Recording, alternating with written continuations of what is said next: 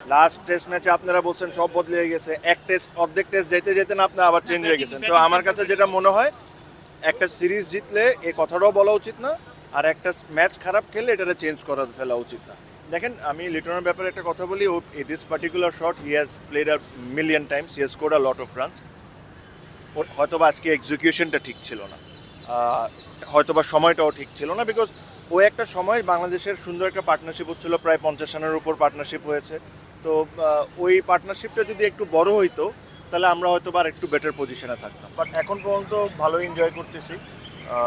But এটাও সত্যি কথা যে এখানে আসলে টেকনিক্যালি আরও অনেক কিছু জানার আছে, অনেক কিছু শেখার আছে। সো এটাকে প্রফেশন হিসাবে যদি নিই তাহলে এই সব জিনিসগুলো শিখতে হবে। বাংলাদেশের ব্যাটিংটা ডিসঅ্যাপয়েন্টেড ছিল, আমি শিওর। আমরা সবাই আশা করছিলাম এর চেয়ে আরও ভালো হবে, কারণ উইকেটে তেমন খুব বেশি একটা কিছু ছিল না কম্পেয়ার টু প্রথম দিনের।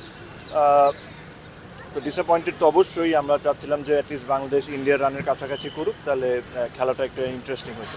হ্যাঁ, উইকেটটা কঠিন এটা বলবো না, বাট কিছু দারুণ ডেলিভারি ছিল, কিছু ব্যাড শর্ট সিলেকশন ছিল।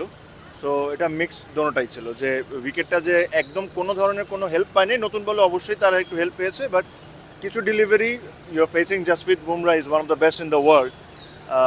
তো কিছু delivery was very good, but সাথে আমরাও কিছু ভুল শট।